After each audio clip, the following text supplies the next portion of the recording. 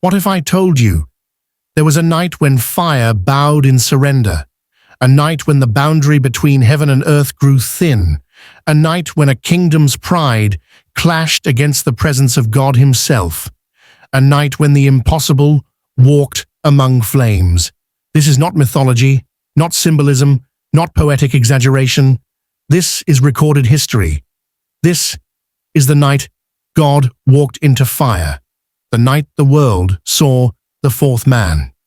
Before we dive deep into this revelation, hit the like button right now if you love cinematic Bible storytelling.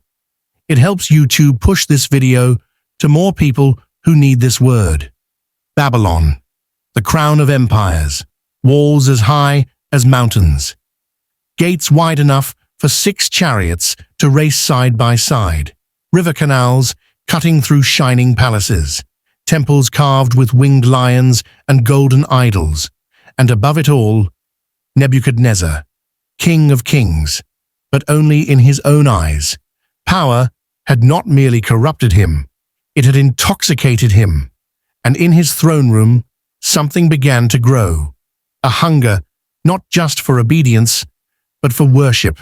So he built it, a statue of pure gold, stretching 90 feet toward the sky, forged in royal furnaces, polished until it blinded the eyes, a symbol of absolute devotion, demanded by force.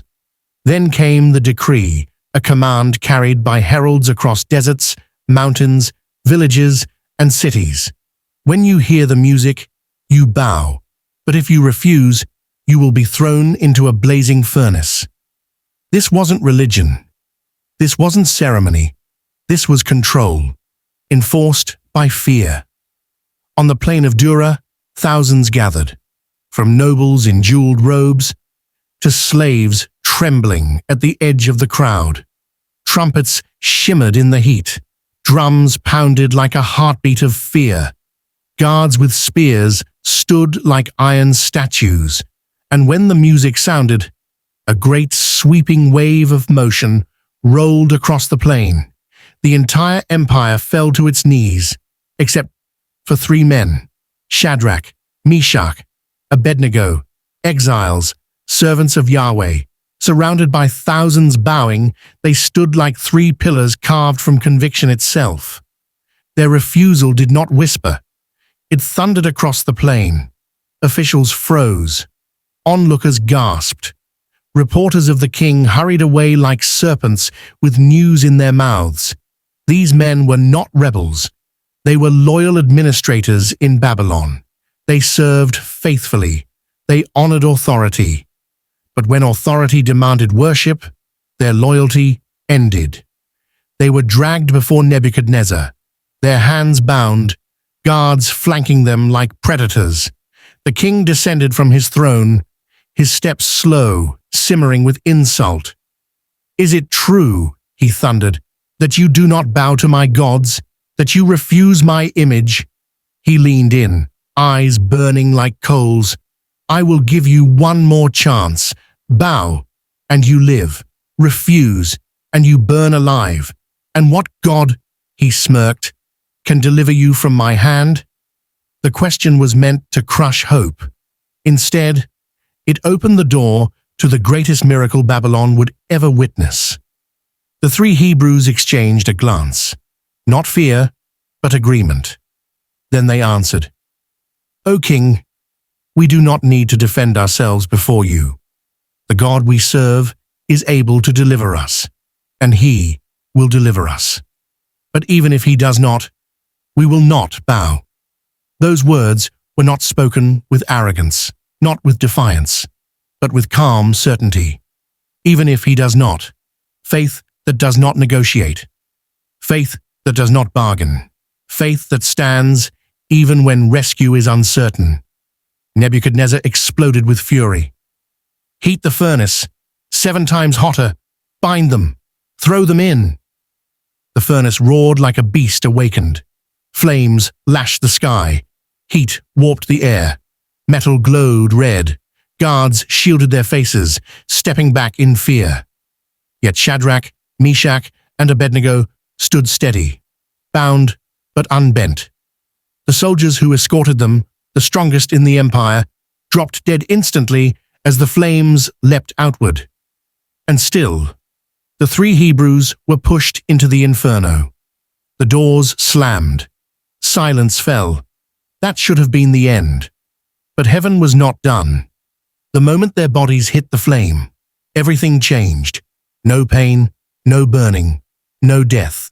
The ropes binding their hands dissolved like dust. They stood, whole, alive, breathing. Then a presence filled the furnace, so powerful the fire bent around it, twisting, shrinking, recoiling like a lesser being. He walked toward them, a figure radiant with a light no flame could dim, calm, eternal, unshaken. The 4th man. Shadrach's voice cracked. "Do you see him?" Meshach whispered. "He walks in the fire." Abednego whispered.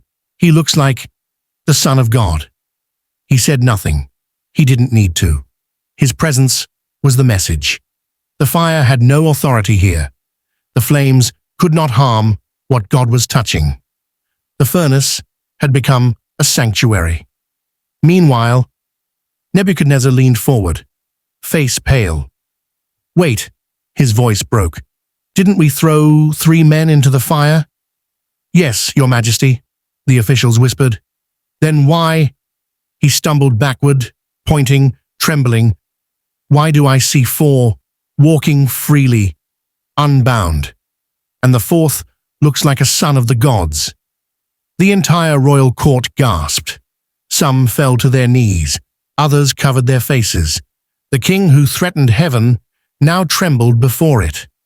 If this moment is touching your spirit, type, "He is with me in the fire," in the comments.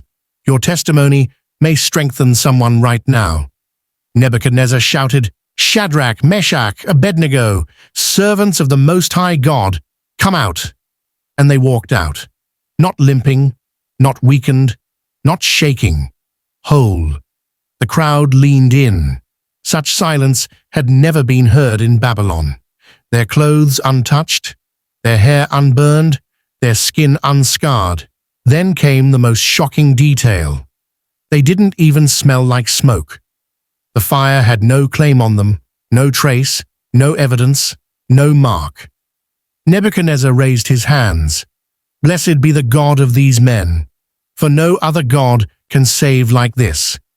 In one night, the greatest empire on earth bowed its knee to the King of Heaven. But the miracle of the furnace is not just ancient history, it is spiritual reality. Because you, yes, you watching this, will face fires. The fire of betrayal, the fire of fear, the fire of spiritual warfare, the fire of loss, loneliness, and uncertainty. But the lesson of the 4th man is this: God does not always save you from the fire, but He always saves you in the fire. You may feel surrounded by flames, but you are also surrounded by Him. You may walk into a furnace, but you will never walk alone. And when you come out, there will be no smell of smoke on you. If this story awakened something in you, subscribe right now. We share cinematic, faith-building revelations every day, and you don't want to miss what God is about to show you next. The fire is not your end, it is your platform, because the 4th man still walks among flames. This is the night God walked into fire. This is the miracle of the 4th man.